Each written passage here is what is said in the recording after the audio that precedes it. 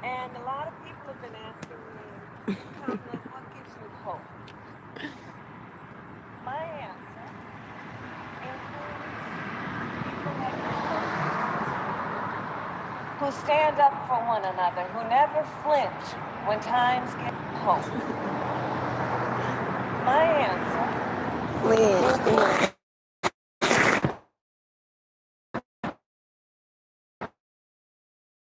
America, the people.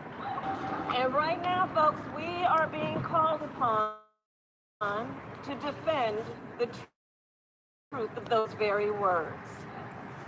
Because Louisiana, we find ourselves in a moment when power has consolidated in the hands of the few. Where so many, too many, are struggling to get by.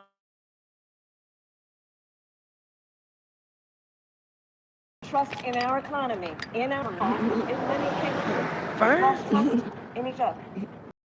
And we didn't get here by accident. Take our economy. For decades, leaders bought into the flawed idea that the free market left to itself would benefit everyone. They let jobs disappear. Oh, they let the internet disappear. They're begging us. Our government, and worst of all, in many cases, lost trust in each other. And we didn't get here by accident. Take our economy. For decades, leaders bought into the flawed idea that the free market left to itself would benefit everyone.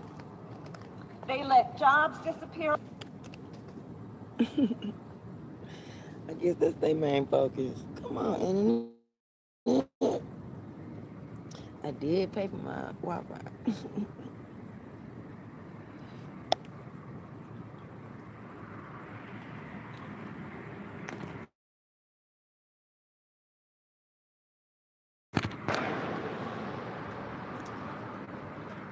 been a political few days.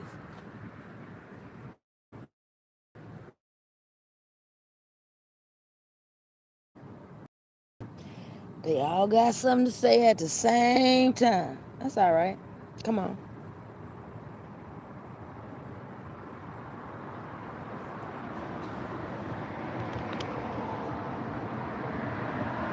Overseas, while your wages stood still. They gutted our safety net, leaving families to fend for themselves. They let corporations consolidate and dictate higher prices. And, real talk, some of these policies were not just supported by Republicans, but by Democrats too. All told, the result is that for far too many, the American dream has become an American myth. People kept working hard, kept doing everything right, but it didn't pay off. And you know, I've been traveling and talking to folks in the places where I've been going. I recently met a woman in Mississippi. She's raising 3 children by herself on a weekly food budget for the 4 of them of $150, which buys even less now because of Trump's tariffs. I met a child care provider in North Carolina who convinced this president to country into that war in Iran. I met a boss who works multiple shifts but cannot afford his premiums because Republicans cut tax credits for health care. And to make matters worse, Donald Trump and Republicans in Congress gave the richest Americans $1 trillion in tax cuts, while everyone else pays for it with $1 trillion in more expensive health care. In today's America, the cost of living is a crisis. But those at the very top just don't seem to get it. I guess they just can't see it from way up there. And as power has concentrated at the top of our economy, power has also concentrated in our politics. We have a campaign finance system where dark money drives the political agenda. We have a Supreme Court that, with Citizens United, allowed anonymous wealthy donors to dominate our elections. And just recently, they resurrected Jim Crow in Louisiana versus Calais. Essentially, they backdoored racism under the guise of politics. And so I say to the friends here, Louisiana, you are ground zero. In your state, 1/3 of the population is black, so 1/3 of your delegation in the House of Representatives is black. And thank you, Troy Clark. What's up, Baton Rouge? What's up, Lake Charles? What's up, New Orleans? What's up, Alexander? What's up, Shreveport? What's up, Monroe? I'm ready. With Kaiser University, I feel empowered.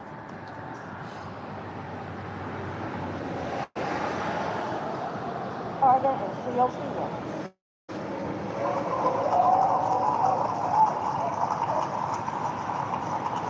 That is proportional representation. But under this new map, that representation will be cut in half.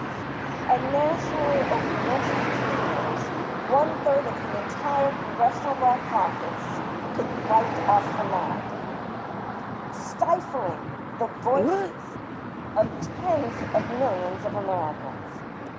And why, you may ask? So that Republicans cut in half, and national feels.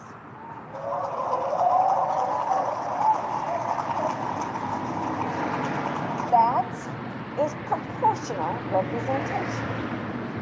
But under this new map, that representation will be cut in half. And nationally, over the next few years, 1/3 of the entire Congressional Black Caucus could be wiped off the map, stifling the voices of tens of millions of Americans. And why, you may ask? So that Republicans can tighten their grip on power. I was just wondering about the power grid. I swear on everything. A concentration of power leads to corruption. And when the entrenched elite hold all the wealth and power, regular folks, think about this. Since Donald Trump has been president, his wealth has grown by over $2 billion. Just since he's been president this time. Meanwhile, Americans' household debt Americans' household debt has grown by $740 billion. But let's be clear, Donald Trump isn't just the source of the problem. He is also a symptom. That awful kind of symptom that festers, you know, when you don't treat the underlying disease. Just up. In this Come on case, now. the concentration of power. And make no mistake, there is a cabal of co-conspirators around him who coddle his corruption. Corruption that, by the way, is no victimless crime. Every minute they tend to his fragile ego is a minute they're doing nothing to help you. They would rather put money in his pockets than help you afford health care. They would rather build his gilded ballroom than reduce your grocery bill. They would rather try to silence their critics than help you fill your Their people deploy ICE to terrorize our neighbors who will not lift a finger to help you make efforts. They'll spend $125 billion on Trump's war in Iran, while folks can't even cover their basic needs here in America. This is the most callous, corrupt, and incompetent administration in America's history.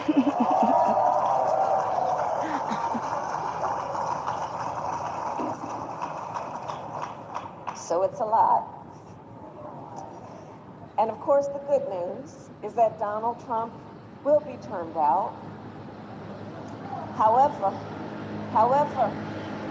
let us also be clear, there is no term limit on this new Republican Party. And folks, there is a deep moral corruption about this new Republican Party.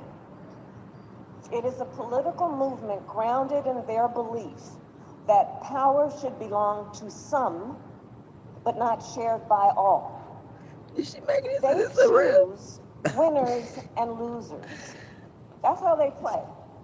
Goddamn In right. our economy, they lift up the top Come on. and beat down the rest. They embrace blood and soil nationalism, claiming that only certain citizens truly count as Americans.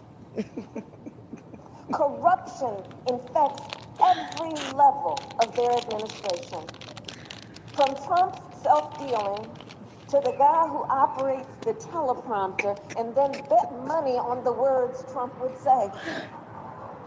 Think about that. Their ideology is clearly to create a smash and grab world, to sow chaos, grab wealth, and abuse power. That is a lot. And here's what's also apparent. They ain't here to serve and protect the people. What's going on? Don't truly understand the American people. They don't understand our character. They don't understand our values. And they certainly do not understand that we, the American people, do not surrender our power without a fight.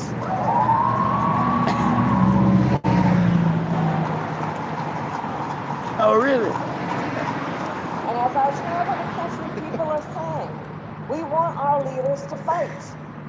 They don't want leaders who are stuck supporting a broken status quo or backed by millions of dollars. They want leaders who have moral conviction and know how to fight. And in this fight, I say, we start by getting comfortable with some things, including having a certain kind of ruthlessness.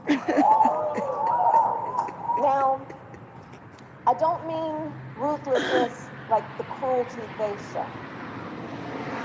I mean the kind that is uncompromising in its impatience with injustice, that shows no mercy for corruption, that fights back hard when they threaten the power of the people. That is the kind of ruthlessness that must be the attitude of the Democratic Party. That's exactly why I ain't no goddamn Democrat.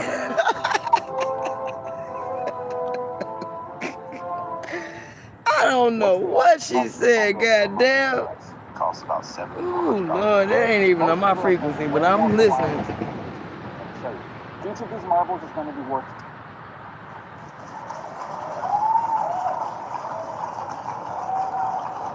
And tonight, I therefore also call for us to apply that attitude to revive the promise of the American dream for a new generation.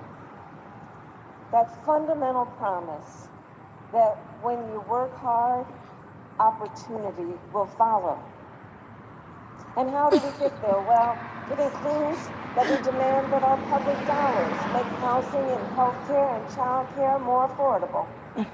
That we address decades of inequality in America's tax code. That we set up every young person with the skills they need to find a good job and live a good life in today's economy, unburdened by a lifetime of debt. And that we create guardrails around AI so it serves the people and not just profit. And so these are just some examples of the work that we have ahead. But to get it done, we also need to break up the concentration of political power, especially given Calais. Because let's speak truth. If we want to revive the American dream, if we want to uplift the power of the people, if we want to do something about voting rights or money in politics, we've got to win elections. We've got to win elections. Starting with these midterms. Since they're cheating, we're going to have to turn out big numbers. A turnout that is too big to rig. And when we're back in charge, we're going to have to take a hard look at America's current political system. Let's be ready for that. We have to have the courage to take a hard look at the Electoral College and our corrupted Supreme Court and statehood for D.C. and Puerto Rico if they choose, and overturning Citizens United. We need to be prepared for those difficult conversations. And we also need to look in the mirror and hold ourselves accountable. Government has to earn the trust of the people. And that means responding to the actual needs of the people. Not with bureaucracy, but with speed and transparency. Not with process, but with progress. We also cannot sit around hoping Republicans will have an epiphany and do the right thing. Because the American people cannot afford to wait.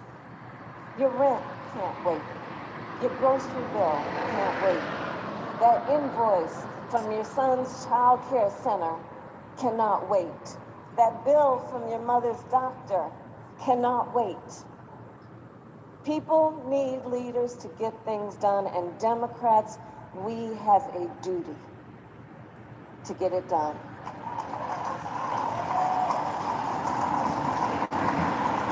So let's not wait around asking for permission to exercise our power. We've got to know our power and use our power. The people deserve no less. So I'll close with this. Louisiana, the midterms are in 3 months, and we are not about to throw up our hands. We are about to roll up our sleeves. We are going to put on our sneakers and knock on some doors, rally our neighbors, text our friends, and most importantly, vote. Vote in numbers like they've never seen before. Vote. Because, look, even when the fight takes a while, and sometimes it does, the fundamental truth remains. When we fight, we win. God bless you, and God bless the United States of America. Thank you all very much. All right. What if college was more than a place to earn a degree? What if college was a place where you can find your goal, grow in your faith, get real-world experience, and discover who you're called to be?